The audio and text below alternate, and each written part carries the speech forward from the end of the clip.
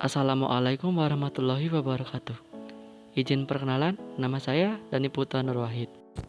Perkenalkan, nama saya Ali Nurdin. Perkenalkan, nama saya M.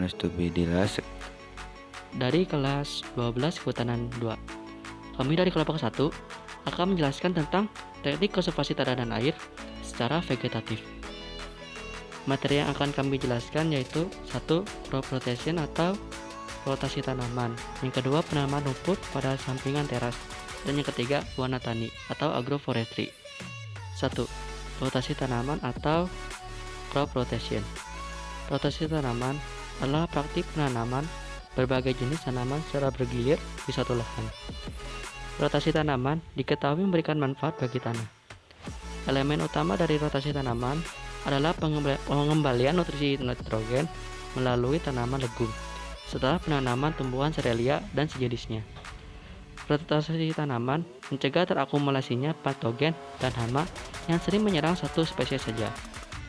Rotasi tanaman juga meningkatkan kualitas struktur tanah dan mempertahankan kesuburan dengan melakukan pergantian antara tanaman berakar dalam dengan tanaman berakar dangkal. Rotasi tanaman merupakan bagian dari polikultur. Kita lanjut ke materi yang kedua, penanaman rumput pada sampingan teras. Penanaman tanaman penguat teras sampingan teras dapat menekan erosi sebesar 38,4% atau 66,2%. Cukup signifikan untuk memberikan perbaikan unsur hara tanaman, karena penurunan tingkat erosi akan memperbaiki tingkat kesuburan tanah baik fisik, kimia maupun biologi. Metode konservasi lahan vegetatif dilaksanakan dengan menanam rumput penguat teras pada pinggir teras.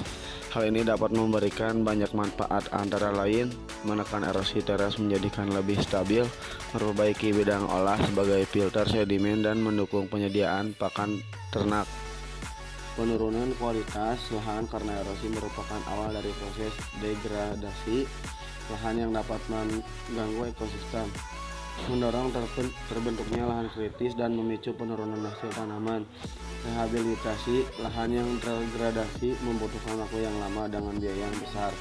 Berbagai penelitian teknik konservasi sudah banyak diteliti oleh para pakar konservasi tanah dan air, tentunya untuk mengetahui tingkat erosi, degradasi, kesuburan tanah, dan kandungan hara. Ini artinya mempertegas betapa pentingnya meminimalisir terjadinya erosi tanah. Sekarang lanjut ke materi yang terakhir, yaitu warna tani atau agroforestry. Warna tani adalah suatu bentuk pengelolaan sumber daya yang memadukan kegiatan pengelolaan hutan atau pohon kayu-kayuan dengan penanaman komoditas atau tanaman jangka pendek, seperti tanaman pertanian. Model-model warna tani bervariasi, mulai dari warna tani sederhana berupa kombinasi penanaman sejenis, pohon dengan 1-2 jenis komoditas pertanian, hingga ke warna tani kompleks yang memadukan pengelolaan banyak spesies pohon dengan aneka jenis tanaman pertanian, dan bahkan juga dengan ternak atau perikanan.